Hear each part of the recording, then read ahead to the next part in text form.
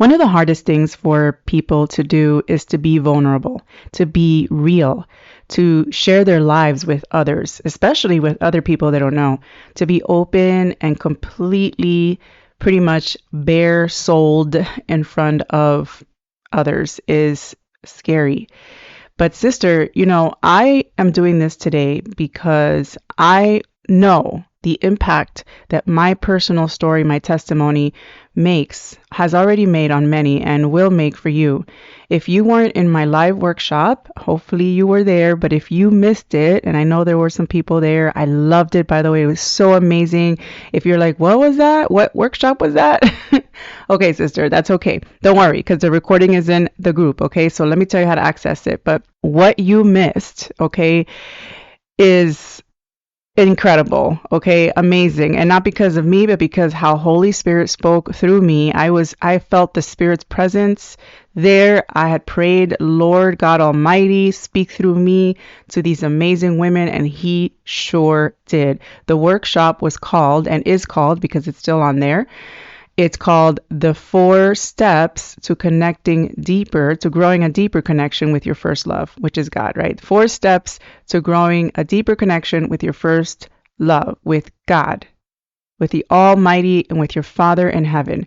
And I went through the 4 steps, but before that, I actually shared, right before starting step 1, which, by the way, I kind of give you a lot of step 1 in one of the podcasts here. But if you want to hear it all, just simply go straight to the community. Okay, so the link is in the description, but you can go to bit.ly/Let's Be Intentional and join the community, our amazing intentional Bible study for Christian women Facebook community. It's free and it's for you to connect with other sisters there. We actually also have a prayer chat that is on fire. Okay, we are praying for one another and really connecting there, and I love the interactions in the group, and we're learning from one another.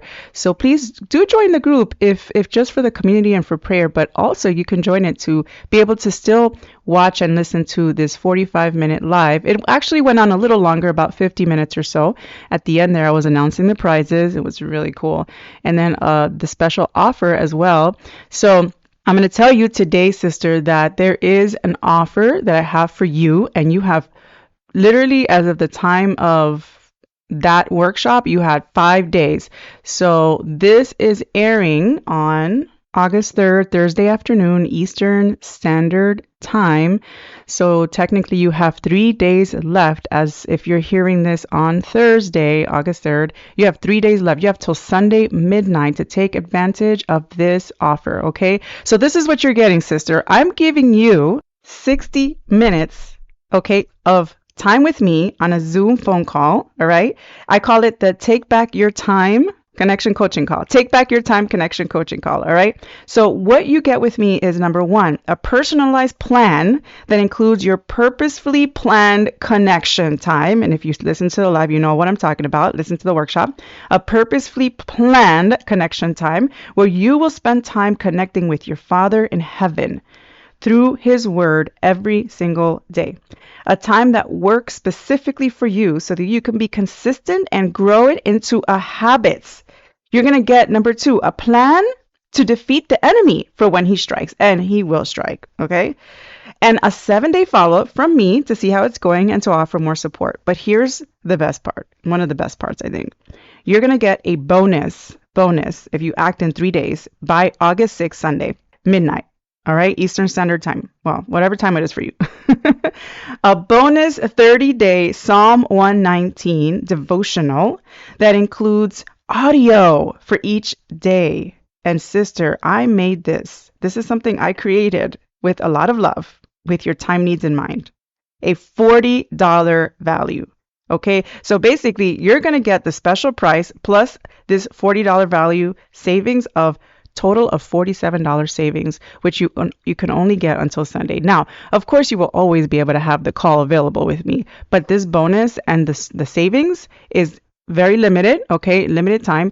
Go ahead and go to theintentionalchristianwoman.com, which is my website. It goes straight into the page where you can book the call. So you can just press I'm ready, or you can press book the call, okay? And you can book the call and or you can just, look below on the episode details or show notes and you can see the actual straight Calendly link. You can schedule yourself there and find more details. And if you, of course, have any questions at all, please reach out to me at coachwithrosie@gmail.com. All right, sister. All right. Are you ready to hear me be almost in tears? This story I tell you because this is the reason why I do what I do. My story is the reason why I do what I do. And you'll see at the end there why. The connection with God's word, the connection with God through his word is exactly what I do in order to stay strong with the Lord. And it wasn't always like this. You'll see at the end the difference maker. What happens when you just want to connect with God? What's the first thing you want to do? Okay. Remember that is connecting with his word. That is the number one. And I'm giving some of this away. So if you don't, go ahead and watch the workshop. But connection with his word is key, key. Very, very, very important. So important. And daily. Yes, you can do it daily. And if you're concerned about time, this is why I'm your girl, because I make sure it fits, okay? All right, sister, let's do this. Are you so busy and overwhelmed that you can't get enough time to connect with God? Are distractions robbing you of your time with Jesus? Is your motivation to spend time in the Word just not what it used to be? Do you want to be more consistent in your personal Bible study? Welcome home, sister. I'm Rosie, a mom, wife, teacher, and devoted disciple of Jesus. And like you, I struggled to stay consistent with my Bible study. When life got busy, I felt so overwhelmed that spending time in God's Word was no longer a priority. In my hardest seasons of life, my motivation to be in the Bible grew weak. I lost my convictions and walked away from God. But by His grace, my faith was restored, and with a conviction to never take God's Word for granted again. If you're tired of letting the enemy steal away your time, energy, focus, and motivation, then sister, this podcast is for you. So go reheat your coffee, dust off your journal and Bible, and get ready to take back your time. Okay, so and I'm going to try to keep it short because I know we don't have a lot of time. So back in 2007, I gave birth to my second child. He is 16 now. That was a long time ago. Talk about my age here, but it's okay because I don't look my age, right? I'm actually 46 and proud. And 16 years ago, no, not, yeah, 16 years ago, I gave birth to my second child. My first one, they're 4 years apart. And then my daughter, she's 4.5. So my first one's 20. So I gave birth in 2007. It's a beautiful, beautiful time. Okay. But it was also the busiest, I would say, season and year of my life to this day. Okay. So here I just gave birth to my son. Okay. I was taking actually a graduate course that was very difficult. I don't know what I was thinking. I literally just gave birth and I signed up for the course. What was I thinking? Okay. Then I was changing careers. Okay. So I was doing social work and then I was going into teaching. Okay. Mind you, I'm a Christian at this point. I've been a faithful disciple of Jesus, reading my Bible every day, praying, going to church, being involved in the church, even having leadership roles, all that good stuff, right? So I'm a mom and all that. I'm married and happily married and all that.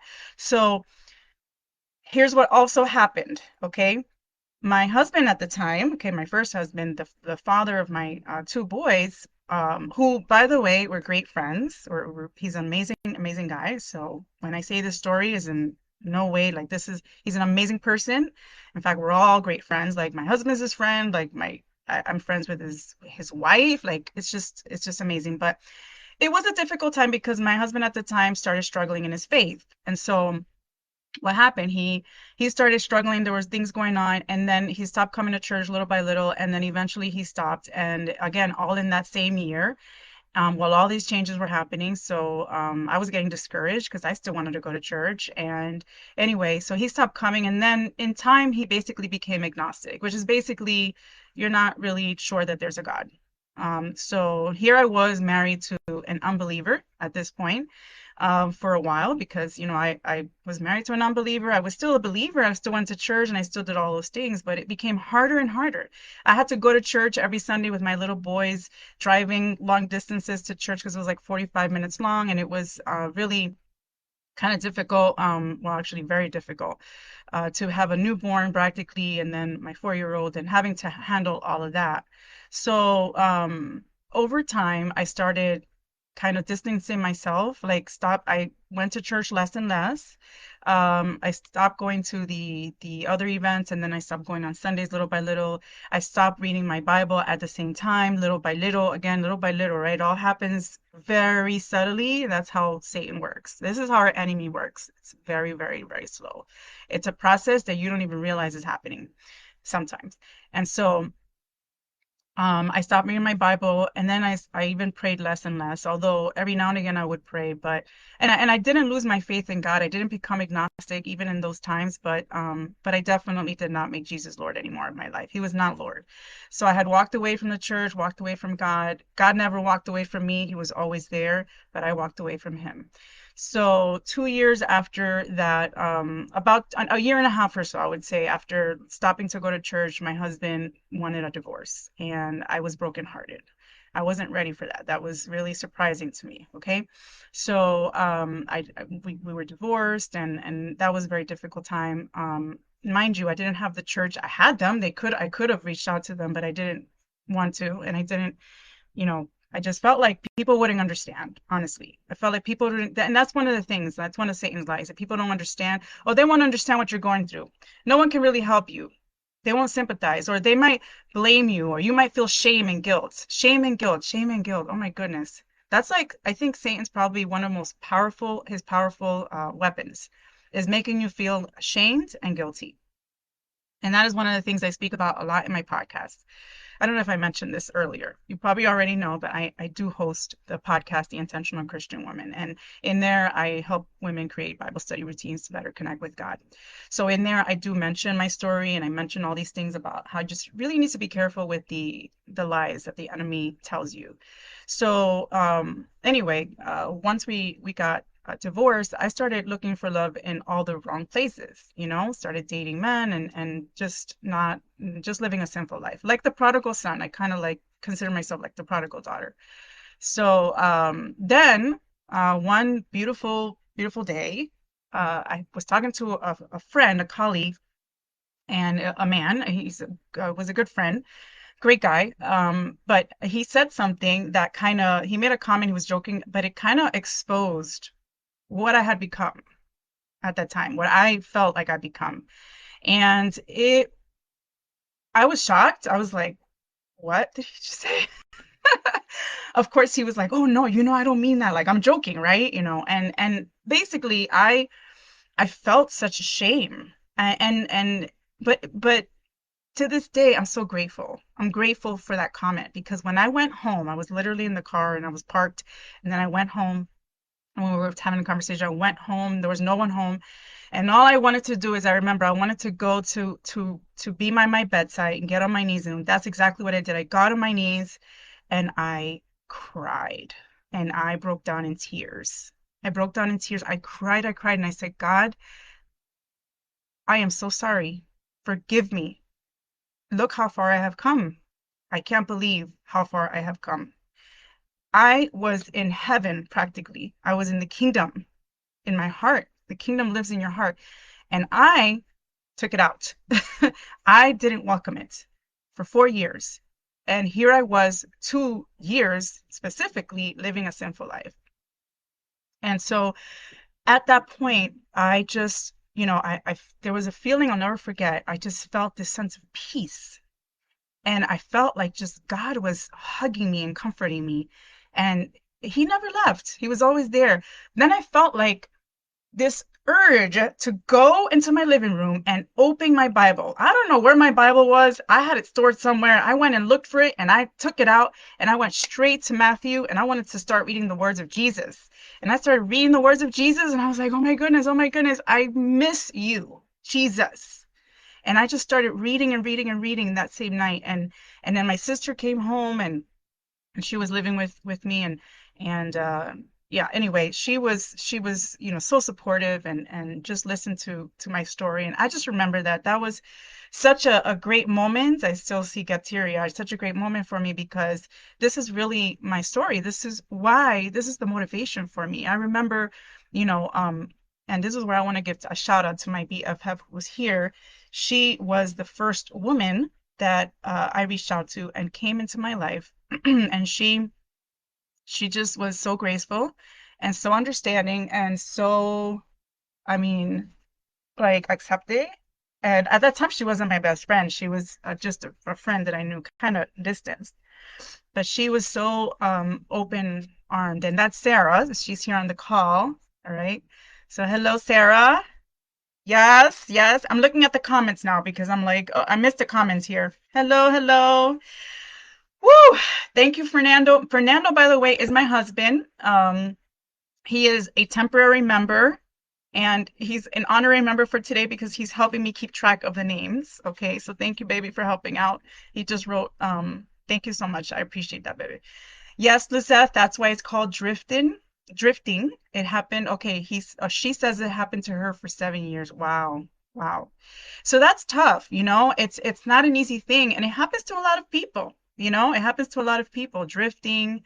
There's another word that people use, I forget, but it doesn't mean that God leaves you, right? It never means that God leaves you. God never leaves you. He's always there. He's always there. And that's what broke me. That's what broke my heart. Like, wow, God, you're like welcoming me back even though I've done all these things. Like, how? And then at that point I'm like, how can I ever leave you again? So my faith always just got stronger and stronger, and of course not just on my own, but because of the word and because of the sisters in my life. So Sarah was one of the sisters, and then of course there's a few other sisters that helped me as well, Sylvia, Jackie, and Xiomara, who were there helping me go into my Bible again and get re-strengthened in my faith as I was restored back into the church. So I'm really grateful for all of you ladies. I know Sarah's here on the call, and some of you know these women, so they are just amazing. I remember in that time, and this might be you today, or it might be someone you know, but I remember in 2 Corinthians 4:8, it says, "We are hard pressed on every side." That's Paul. I felt hard pressed on every side during the time that I was struggling, during the time that I was, a mom, had a newborn, had all these, this new career, teaching of all things. Like, that's a hard career to start off, especially to start off. My difficult class, and then I had my husband struggling with his faith and all that. So it was I felt like I was perplexed on every side. But you know what, this scripture ends with some good things. It says in 2 Corinthians 4:8-9, we are hard pressed on every side, but we're not crushed. We're perplexed, but not in despair, persecuted, but not abandoned, struck down, but not destroyed. That is encouraging.